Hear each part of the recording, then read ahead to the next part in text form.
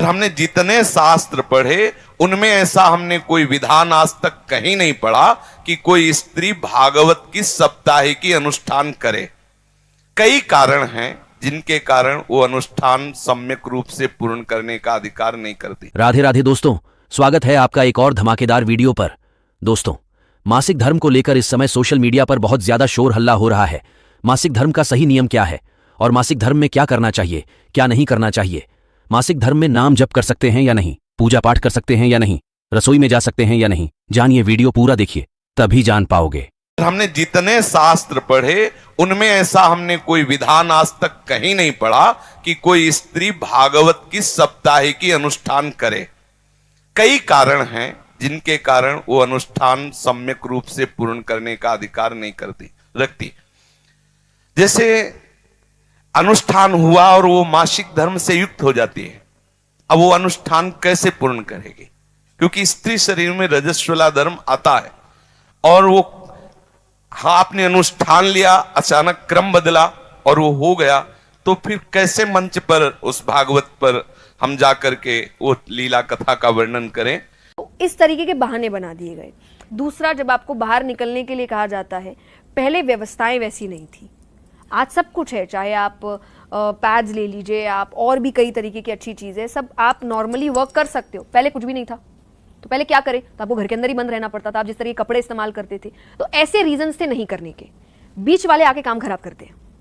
इतना शुरुआत जिसने की उसने एक अच्छे रीजन से की, बीच वाला आके काम बिगाड़ देता है। उसने बिगाड़ दिया ये बोल के अछूत है, ये है, वो है। भाई 9 महीने एक लड़की जब बच्चा पैदा कर रही होती है वो पीरियड से नहीं होती है, और कहा भी जाता है ना कि बच्चे को खून से सींचा है। 9 महीने उसको पीरियड्स नहीं आ रहे, उस खून का इस्तेमाल तो हो रहा है ना बच्चे को सींचने में।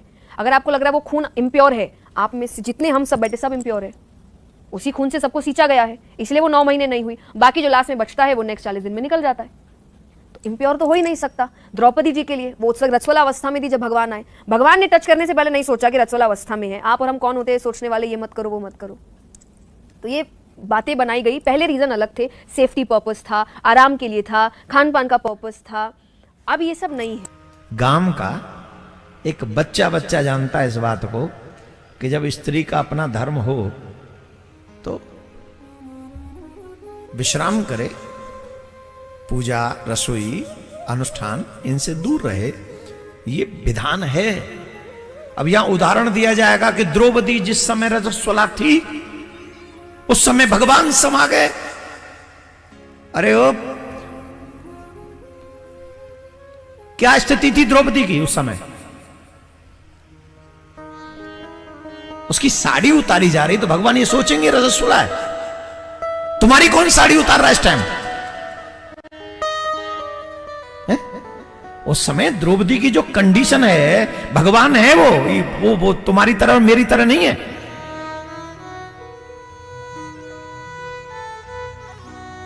द्रौपदी की रजस्वला स्थिति है, लेकिन विपत्ति उस समय है तो भगवान वहां पहुंच गए। लेकिन द्रौपदी को छोड़ के दोबारा बताओ और कहां गए भगवान फिर इस स्थिति में? बोलो, बताइए हमें, एक उदाहरण दीजिए। एक तो भक्त पे विपत्ति आ गई इसलिए भगवान दौड़े।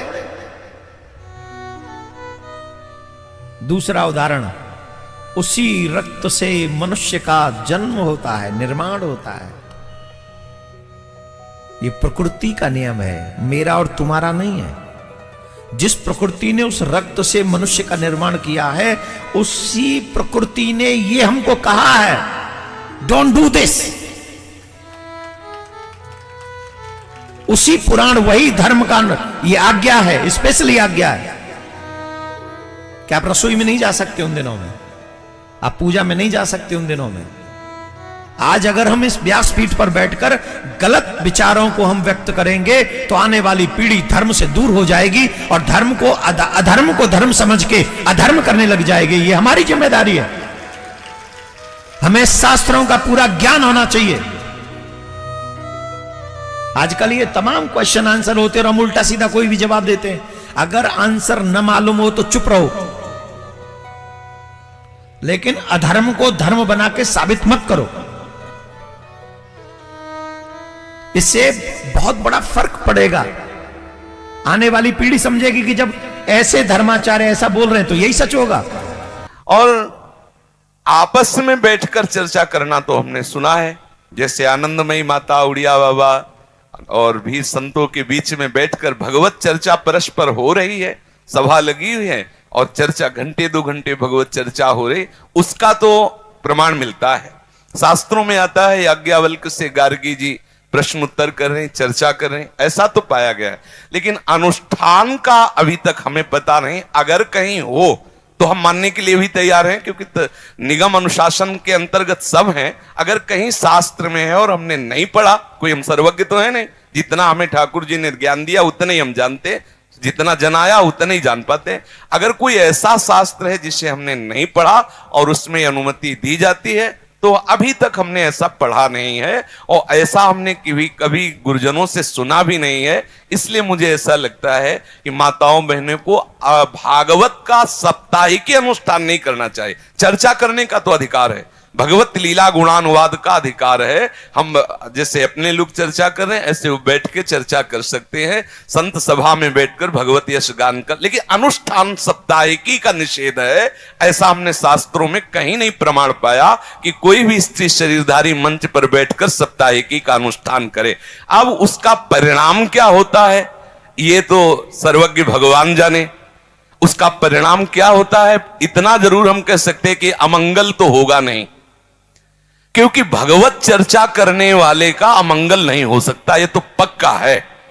ये बात जरूर है कि वो अनुष्ठान मंच का विधान नहीं हमने पढ़ा है, लेकिन ये जरूर है कि कैसे भी किसी भी तरह से भगवत यश श्रवण या कथन किया जाए उसका अमंगल नहीं हो सकता, ये हम बता रहे हैं। परिणाम क्या होगा ये ठाकुर जी जाने, क्योंकि वो परिणाम का ठीक निर्णय वही धर्म का कर सकते हैं। अपने भावना से इतना जानते कि मंगल भवन का यश गाने वाले का कभी अमंगल नहीं हो सकता है। हाँ, ये नहीं करना चाहिए ऐसा शास्त्र में प्रमाण है कि इन कई कारण हैं ऐसे जिससे वो अनुष्ठान नहीं किया जा सकता। अगर कोई ऐसा हमें प्रमाण दिखा दे तो हमें उसमें कोई परेशानी नहीं। आपने प्रश्न किया, इसलिए शास्त्रीय विधान ऐसा है कि स्त्री साप्ताहिकी भागवत का अनुष्ठान नहीं कर सकती। तात्पर्य मासिक धर्म में, शौच में नहीं। अगर आप लेटरिन गए हैं तो आपको पवित्र होना है, उस समय नाम जप करो राधा वल्लभ श्री हरिवंश, कपड़े पवित्र, शरीर पवित्र। तब अब जैसे मासिक धर्म में माताएं बहनें कई दिन का ये होता है तो पवित्र कपड़े आदि पहने हुए हैं, अंदर ही अंदर जप सकती, बाहर कोई माला से या ठाकुर सेवा आदि के लिए 3 दिन तो निषेध ही रहता है। तो अगर आपका तात्पर्य मासिक धर्म से है तो कर सकती हैं, अगर आपका तात्पर्य लेटरिन आदि की अपवित्रता से है तो नहीं कर सकते। उस समय नाम जप करो, 15-20 मिनट नाम जप करते हुए अपना जो दिनचर्या में शौच आदि की पवित्रता है उतने ही वस्त्र पहनो जितने धो सकते हो। बाथरूम में तो ऐसी व्यवस्थाएं होती है कि पर्सनल होता है, आप बंद करके वैसे फिर पवित्र होके फिर वस्त्र धारण करो, बाहर आ जाओ। नहीं, जब आपका मासिक धर्म आए उस समय भी आप भगवान को स्पर्श नहीं करना, पर भगवान का नाम तो जपते ही रहना है। नाम निरंतर भाव से जपते रहना, मानसिक पूजा भी कर सकते हैं, इनमें दोष नहीं है। मासिक धर्म का कोई नियम बचा नहीं है।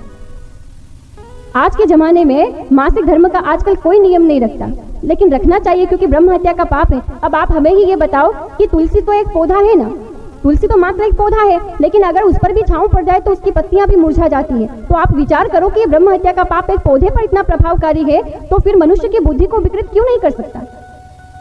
जनेऊधारी जो है उनका तो स्पर्श उस समय में स्त्री का करना ही नहीं चाहिए, और यहाँ तक कि स्त्री को किसी भी चीज का स्पर्श नहीं करना चाहिए। वो 5 दिन की अवस्था जो है उसमें सारा घर का दायित्व जो है वो पुरुष के ऊपर होता है, उसमें स्त्री कोई सहभागी नहीं होती है। क्यों नहीं होती है? क्योंकि वो अशुद्ध अवस्था में होती है। कोई अगर अकेली हो तो वो मजबूरी में सब जगह छूती है, लेकिन कोई तो महाराज मंजूरी में ही छूती है। किसी किसी की मजबूरी होती है, हर किसी की मजबूरी नहीं होती है। जिसके यहाँ करने वाले हैं अगर वो भी अशुद्ध अवस्था में हर जगह छूती है तो उसको पाप का भोग अवश्य भोगना पड़ेगा। कोई नहीं है और आपने छू लिया, कोई बात नहीं, फिर उसके लिए क्षमा मिल जाएगी, उसके लिए प्रायश्चित हो जाएगा। बहुत बहुत धन्यवाद दोस्तों, वीडियो पूरा देखने के लिए। आपको कौन से महाराज का विचार अच्छा लगा और किन के बातों से आप सहमत हो, कमेंट करके जरूर बताएं। और वीडियो को लाइक, चैनल को सब्सक्राइब भी कर लीजिए, क्योंकि यहां पर आपको रोज ऐसा ही सुंदर सुंदर वीडियो देखने को मिलेगा। मिलते हैं नए वीडियो पर। राधे राधे।